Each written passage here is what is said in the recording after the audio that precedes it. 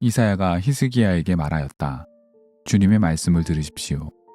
그날이 다가오고 있다. 그날이 오면 내 왕궁 안에 있는 모든 것과 오늘까지 내 조상이 저장하여 놓은 모든 보물이 남김없이 바빌론으로 옮겨갈 것이다. 주님께서 또 말씀하십니다. 너에게서 태어난 아들 가운데서 덜어는 포로로 끌려가서 바빌론 왕궁의 환관이 될 것이다. 히스기야가 이사야에게 말하였다. 예언자께서 전하여 준 주님의 말씀은 지당한 말씀입니다. 히스기야는 자기가 살아있는 동안만이라도 평화와 안정이 계속된다면 그것만으로도 다행이라고 생각하였다. 열왕기하 20장 16절에서 19절 말씀. 오늘 본문은 유다왕 히스기야의 말년에 일어난 사건과 그의 최후를 다루고 있습니다. 앞선 본문에서 우리는 남유다와 히스기야를 괴롭게 했던 사내립의 위기에서 벗어난 이야기를 다루었습니다. 히스기야 입장에선 한숨 돌리게 되었습니다. 그러나 히스기야의 삶이 그의 바람대로 순적하게 흘러가지는 않았습니다. 그의 몸에 병이 들었기 때문입니다. 히스기야에게 갑자기 찾아온 병이 무엇인지 알 수는 없으나 그 병이 그의 목숨을 앗아갈 정도로 중대한 병이었음을 알 수 있습니다. 예언자 이사야가 히스기야에게 찾아와 당신은 그 병으로 말미암아 죽을 테니 이제 신병을 정리하라는 말씀을 내렸기 때문입니다. 히스기야는 예언자의 말을 듣고 그야말로 심장이 내려앉았을 것입니다. 왕은 즉시로 벽을 향해 고개를 돌리고 주님께 간절히 기도하였습니다. 왕은 주님께서 제가 한 착한 일을 제발 기억해 달라 간청하며 심히 통곡했다고 성경은 전합니다.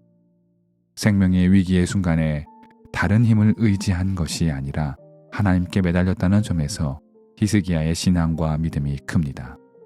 그의 진심이 통했던 것일까? 하나님께서 마음을 돌이키시어 이사야에게 말씀하시기를 내가 히스기야의 통곡 소리를 듣고 눈물을 보았다며 그에게 새로운 삶을 허락하겠다고 말씀하셨습니다. 그리고 사흘만 지나면 성전에 올라갈 수 있을 것이라 역시 말씀하셨습니다. 다만 주님께서는 그 연장된 생명의 날을 15년으로 제한하셨습니다. 이사야는 히스기야에게 이 말씀을 전하고 무화과 반죽을 히스기야 피부에 바르자 병이 나았습니다. 그런데 말씀을 이어 읽다 보면 새로운 생명을 얻고 두 번째 삶을 선물로 받은 유다왕 히스기야의 말과 행동이 어쩐지 석연치 않은 모습을 많이 드러냅니다. 하나씩 살펴보겠습니다. 먼저 예언자 이사야의 신비로운 치료에 의해 상처가 낫고 병이 회복된 직후 히스기야가 내어뱉은 말입니다. 주님께서 나를 고치셔서 사흘 뒤에 내가 주님의 성전에 올라갈 수 있게 된다고 하셨는데 그 증거가 무엇입니까? 8절의 말씀입니다. 어딘가 이상하지 않으신가요? 히스기야의 회복은 주님께서 당신의 뜻을 돌이키시어 신적 능력으로 회복시킨 그야말로 기적입니다. 그렇다면 히스기야는 선물로 받은 새로운 생명을 주님께 감사해야 하는 것이 당연한 수순일 것입니다. 그런데 히스기야가 이사야에게 묻는 것은 이것입니다. 주님께서 나를 낫게 하셔서 성전에 올라갈 수 있게 하신다 하셨는데 그 증거가 무엇이냐는 말입니다. 주님께서 왕을 치료하셨는데 그 증거를 달라는 말이 이상합니다. 마치 히스기야는 주님께서 자신을 낫게 하셨다는 기적을 여전히 믿지 못하여 무언가 추가적인 증거를 원하는 모양입니다. 예언자 이사야가 왕의 말을 듣고 증거를 보여주겠으니 지금 하늘에 떠있는 해와 그로 말미암은 이 그림자를 앞으로 또는 뒤로 10도 물리겠으니 둘 중 하나를 선택하라 합니다. 히스기야는 해 그림자를 앞으로 나아가게 하는 일은 쉬워 보이니 뒤로 물리겠다 말하고 예언자 이사야는 실제로 그림자를 뒤로 물리며 히스기야를 납득시킵니다. 그림자가 움직였다는 이 초자연적 사건을 단순히 기적의 일환으로 보는 것은 이 이야기의 맥락을 파악하지 못하는 것입니다. 그림자가 나아가거나 물러나는 것은 천지를 지으신 하나님 앞에서 그리 큰 일이 아닙니다.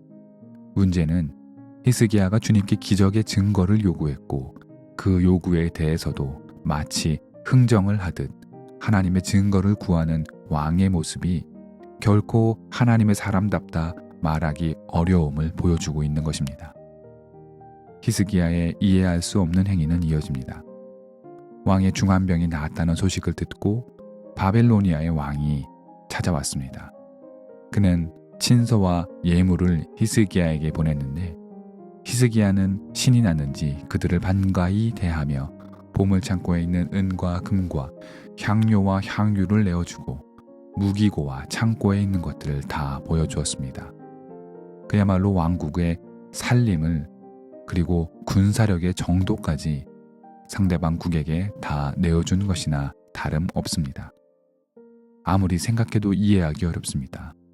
히스기야는 왜 이런 선택을 했을까요?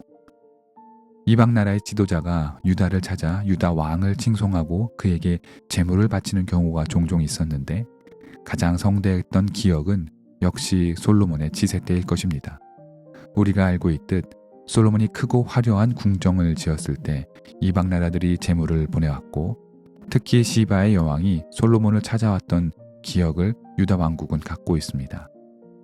어쩌면 히스기야는 자신의 왕국이 그 옛날 솔로몬의 때와 같이 강성하고 부유하여 창고에 있는 것들을 다 내보여 주어도 저들이 감히 어찌하지 못할 것이라 생각했는지 모릅니다.